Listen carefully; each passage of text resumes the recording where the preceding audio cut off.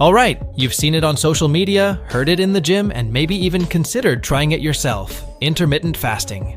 It's one of the hottest trends in health and fitness, with everyone from celebrities to pro athletes saying it's their secret weapon for staying lean, clear-minded, and energized.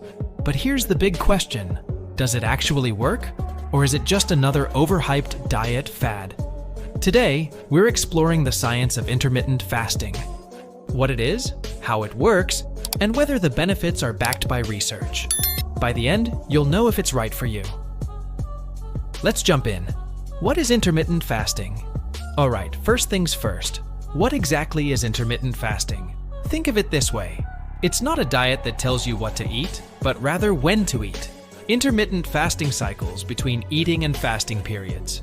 Popular methods include the 16/8, fast for 16 hours, eat within an 8-hour window, 5-2, eat normally for 5 days, restrict calories to 500, 600 for 2 days, and eat-stop-eat, fast for 24 hours once or twice a week.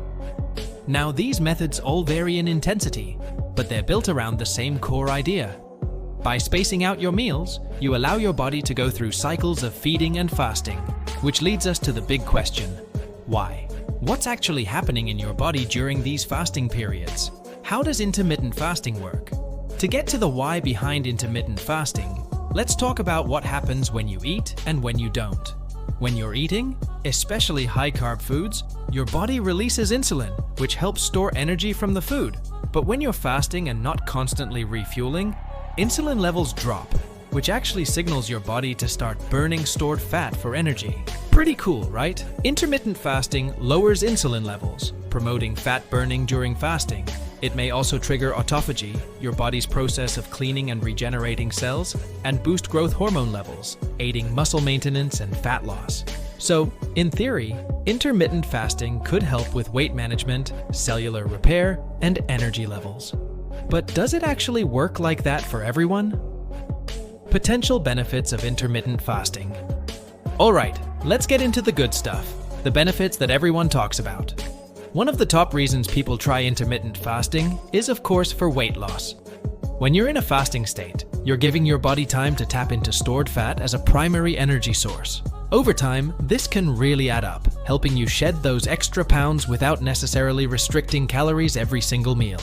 Another popular benefit people report: mental clarity. You may have heard that fasting can make you feel more focused and less foggy, and there's actually some science behind this. When you fast, your body produces ketones, which are like a superfuel for your brain. Studies have shown that this can improve mental clarity and concentration. No wonder some people claim they're more productive on an empty stomach. Intermittent fasting may reduce heart disease risk factors by improving blood pressure, cholesterol, and inflammation. Its anti-inflammatory effects also support overall health and longevity. Some scientists believe that by activating autophagy, the cellular cleanup process we mentioned earlier, you're helping your body get rid of damaged cells that could potentially lead to age-related diseases. So in theory, you're keeping your body younger from the inside out. Potential downsides of intermittent fasting. Alright, so intermittent fasting sounds like a health win, right? But hold up, let's talk about the flip side. Just like any lifestyle change, intermittent fasting isn't a one-size-fits-all solution, and it's not without its downsides. For starters, some people may experience fatigue or irritability while adjusting to fasting. That's especially common if you're used to eating frequently throughout the day. Suddenly, cutting down your eating window can lead to energy dips, which can make you feel, well, hangry. And for people with a history of eating disorders, fasting could potentially be triggering. The restricted eating pattern can bring up some challenging emotions around food, which is why it's often advised that anyone with a history of disordered eating consult a professional before trying intermittent fasting.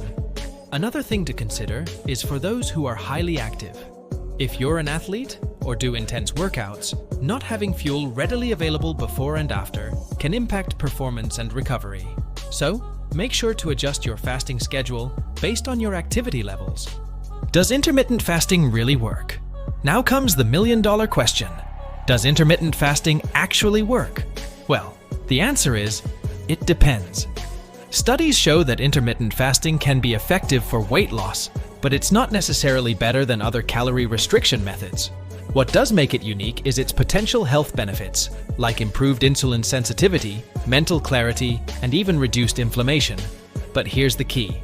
Intermittent fasting only works if it fits into your lifestyle sustainably. It's not a magic solution. If you're not consistent, or if the fasting windows feel stressful, it's unlikely you'll see long-term benefits. The best diet is one you can stick with without feeling deprived or restricted. Tips for successful intermittent fasting. So, if you're interested in giving intermittent fasting a shot, here are a few tips to help make it a success. Number 1. Start small. You don't have to dive into a 24-hour fast. Start with a 12-hour fast and work your way up. Tip number 2. Stay hydrated. Water, herbal teas, and black coffee are your best friends during a fast. And lastly, don't forget to prioritize nutrient-dense meals during your eating window. Focusing on whole foods like lean proteins, healthy fats, and fiber-rich veggies will keep you fuller longer and prevent you from overindulging. So, is intermittent fasting worth the hype? For many, it absolutely is. Whether you're looking to lose weight, improve focus, or just try something new for your health, it might be a game changer. But remember, it's not a one-size-fits-all solution. The only way to know if it's right for you is to experiment, listen to your body, and find what works best in the long run. Thanks for sticking with me on this deep dive into intermittent fasting. If you found this helpful, make sure to hit that like button. And if you're curious about more science-backed health and fitness tips, subscribe and join our community. Don't forget to share this with someone who's considering intermittent fasting and could use a little extra info. Thanks for watching, and see you in the next video.